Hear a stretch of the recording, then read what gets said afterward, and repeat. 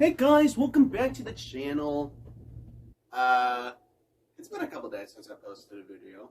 One that's not a meme that got me banned on TikTok for 2 weeks.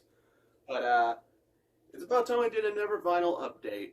For those who don't watch, which is all of you, for those who kind of watch, I look at vinyls that I've recently purchased, and we're gonna see if they live up to the hype of the time that I have purchased them. Now, these are like a bunch of different ones. Now, usually I'll start with albums by time that they came out, like the release dates. And now, this one, we got a lot of albums sent back. We got one that I bought off a friend. That's going to be the most expensive one. We got one that I just got online recently, a couple days ago. And we got other ones that I basically bought at a record store. So when we go off of our first album, this is the most expensive one. We got Blonde Baby. We got Blonde Baby. That's right. This is actually a re-release that my good friend David bought. He was selling it for $165. Yes, $165. I made a wager with him. What's the word? Bargained. I bargained with him. I managed to make him lower the price to $30. Big win, right? This one's actually pretty cool. I like it. Yeah, obviously you can tell he's played this before based on the scratch in the center. Like the big fat scratch. I hate it when that happens. I got the same thing in my rest of the collection. I have a Igor album in there. I've played way too many times. He's obviously played this too many times too, even though this is re-release. That came out last year. I kind of like the way that Frank managed to have the same color from like the LP to the sleeve. He also put a lyric book, but this doesn't really feel much of a lyric book than it is like a tutorial on how to finesse Def Jam records. Yeah, it even tells you like the time difference on each track, which is another cool thing. There's also, well, there was also a poster in here, but my little sister wanted posters for her room, so I gave her the poster that came into this. For some reason, it was a two-way poster, one with Frank on one side, the other with like a Obama impersonator on the other. I don't know why he chose that for like a two-way poster. Same actually goes for this Cracker Island one that you obviously can't see, but there's like a Gorillaz Cracker Island poster right there, and it basically has like the same two-way, but the side I always show is the whole group. The other side is just Murdoch being like a satanic cult leader for a church. So why don't we go see if Frank's album still lives up to the hype?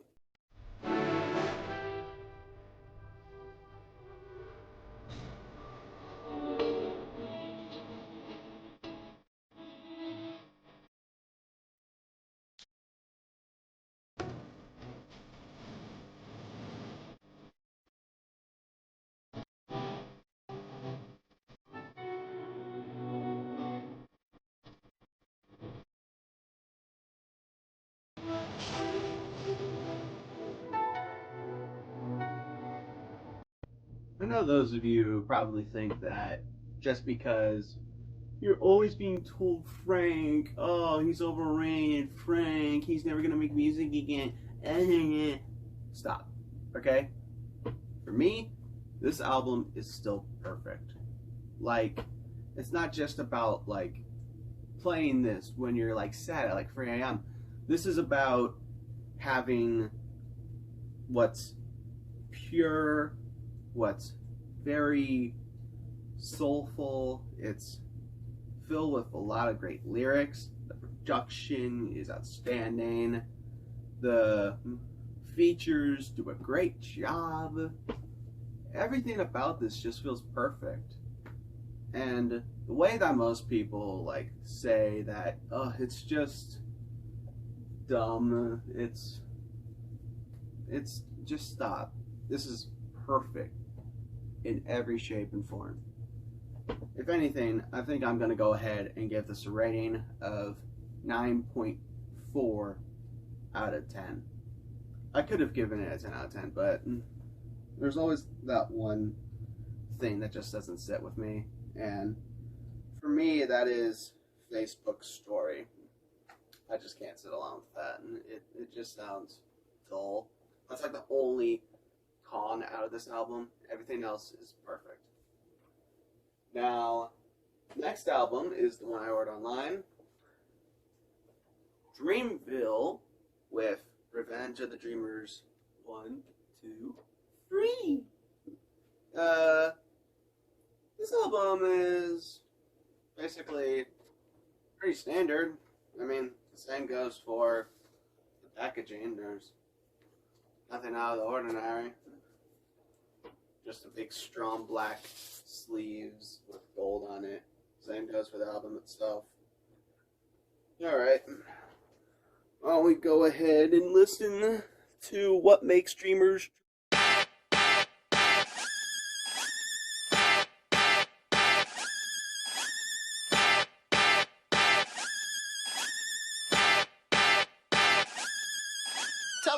Yeah, I am the king of the EA. Get this bitch screw like the DJ.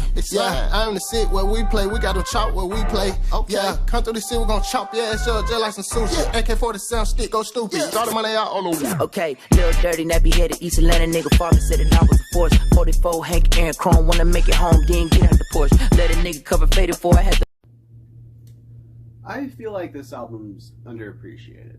Like, the amounts of hard work that was put into this. Like, did you know that this entire album, including the deluxe, was made in a 10-day recording session? Those that can make a masterpiece in a variety of like days, weeks even, are like true artists, because they put it all together to make it the way it was. Like, you don't see it, but there's like a Death Race for Love poster, like right next to this kid's one. You've probably seen the video that I did about my room tour. There's a Death Race for Love poster right there. Juice made that in 4 days. Then, ever stuff. I feel like that's all I got on my wall, but yeah, just 10 days to make this. So many great artists on here, especially from the Dreamville roster. Like, I feel like some of the best tracks are definitely like the ones that stand out the most, like Sacrifices, Down Bad, Under the Sun. Great tracks. Even though this album went #1 on like its first week, I feel like it's one of those albums that are underappreciated.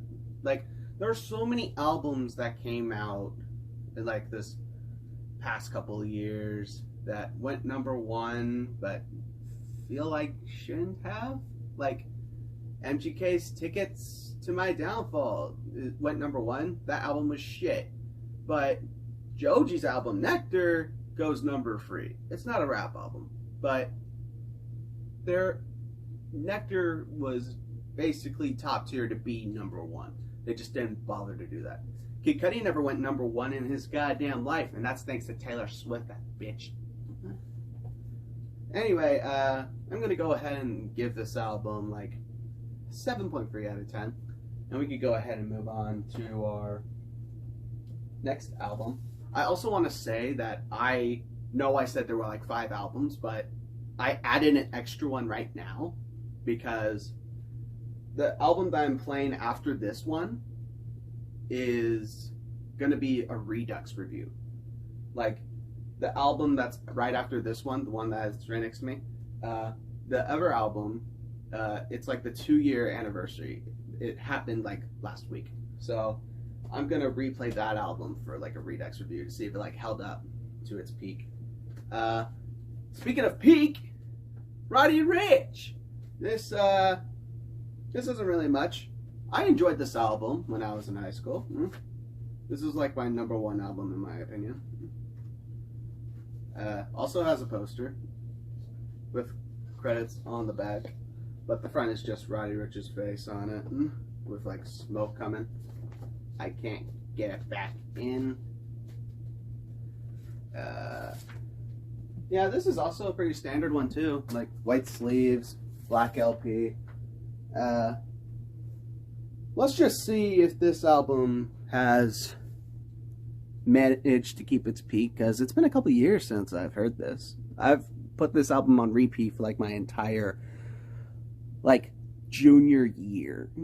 No, sophomore, junior year, like a full year. And then I haven't listened like the whole project since. So we're going to go ahead and listen to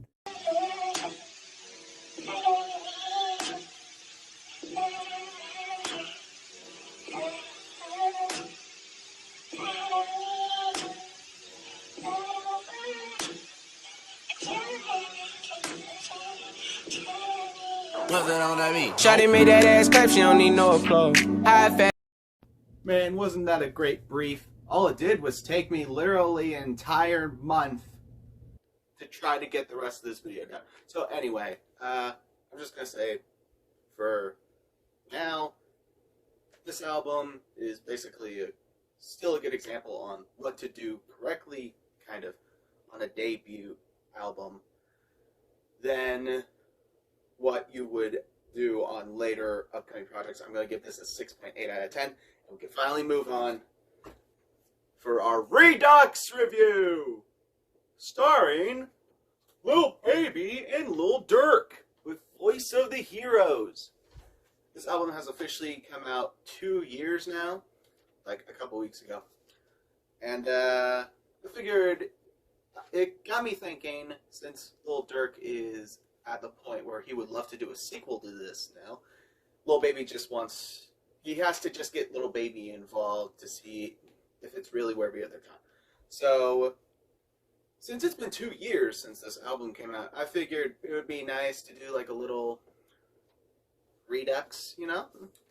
See if it still holds up. Did it improve after 2 years? Did it decayed after 2 years?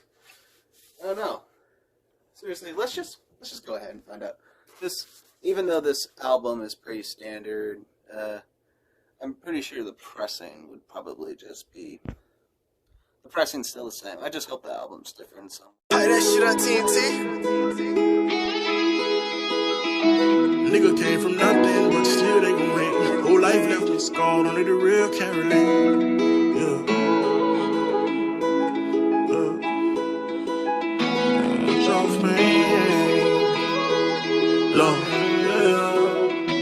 Nigga came from nothing, but still they gon' hate. Whole life left me scarred, only the real can relate. And I come straight out them trenches in the field every day. Young nigga out that bottom, use my teeth. That was fun. This shit mid. Anyway, I mean, to be fair, I think this came out at the right time. Because back then, I would treat this like an average 6 to 6.3, but I don't know. First half is fine, but then you get to the second half, every song just kind of sounds the same. I don't know. If anything, this shit mid. 5 out of 10. We could go ahead and move on. It's not the worst collab album of all time.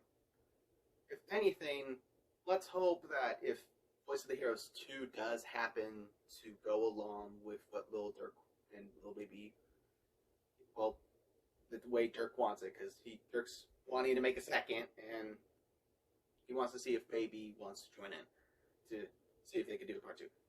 Anyway, I think it's, after 2 years, the album just kind of just feels mid. Again, 10, we can move on to our second to last album. I'm very excited for this one. I knew damn well I had to get it when I was in the store. We're reviewing another Kendrick album.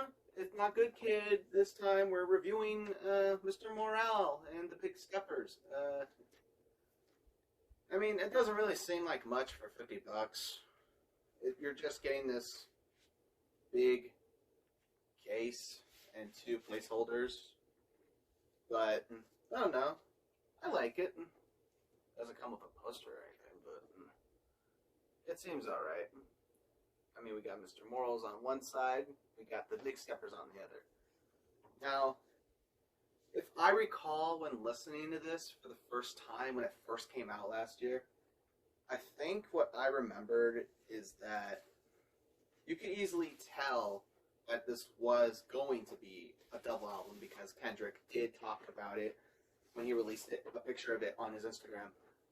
And basically, one side was going to be about a specific thing, and the other side was going to be about this completely other thing.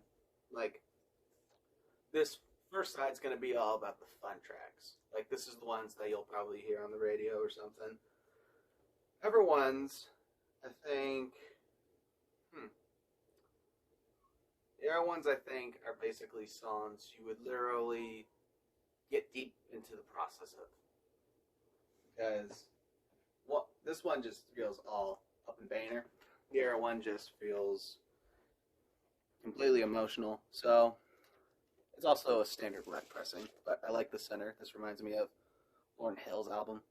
Why don't we just go ahead and pop some Mr. Morale while we're at it, aren't we? Hi, guys. I come from a generation of home invasions, and I got daddy issues, that's on me. Everything them four walls that taught me may have is buried deep. That man knew a lot, but not enough to keep me past them streets. My life is a plot, twisted from directions that I can't see. Daddy issues all across my head, told me fuck a foul, I'm teary-eyed. Wanna throw my hands, I won't think out loud, a foolish pride. If I lose again, won't go in the house, I stayed outside. Laughing with my friends, they don't know my life. Daddy issues made me learn losses, I don't take those well. Mama said that boy is exhausted, he said go fuck yourself. If he give up now, let's go. Yeah, like I said, album is essentially the same thing that I'm talking about earlier. But, of course, this album still manages to be free therapy. But free therapy doesn't cost $50. So, yeah, this album's still great after a year of being in our heads, sort of. So, I think I'm going to go ahead and say this is still a great album. It's not better than To Pimp a Butterfly or Good Kid, Mad City. I'm slightly better than Good Kid. Because I'm giving this album a 9.4 out of 10. And we could finally go ahead and move on to our final album by the one and only great SZA. This one is also more expensive shit. 2 LP and basically matching color font here on the LP. Wait. Yeah, this one's different. I was getting a bit worried, but yeah, I'm just gonna go ahead and just play it right now. Took a long vacation, no makeup, just Jay-Z. You were balls deep, now we beefing. Had me butt naked at the MGM. So wasted, screaming fuck that. Blurry now, but I'm in it then. Hurry now, baby, stick it in. For the memories get to kicking in. It's too late, I don't wanna lose. What's left of you? How am I supposed to tell you? I don't wanna see you with anyone but me. Nobody gets me lost. Well, I feel like that was still a nice way to end this video with some SZA. I will say, I do kind of feel like that some of the songs on here are just kind of like, just straight up filler, or like some of the production just doesn't match with the idea of the songs. Even though it's got like over 20 tracks, hang on, I just want to do the math real quick. over 20 tracks. Yeah, this album isn't that bad. I just don't think that it's better than Control. Obviously, for SZA's final album, I'm gonna have to go ahead and say this is a 7.3 out of 10, which kind of distracts it a bit, way lower than my original review. But you know, sometimes it could be a concept. Wait. Time is a concept. Construct. Time is a construct. So, yeah, 7.3 out of 10, and that's about it for Final Update. If you enjoyed any of the albums that I reviewed, hit a like. If you know what I should review next, comment. You want to see future videos, I have like 2 more video ideas I want to get over with. And I don't plan on doing another vinyl update for like, I don't know, I guess later in July or something, because making this video was a pain in the ass. It was a pain in the ass. So I'll see you all next time, really.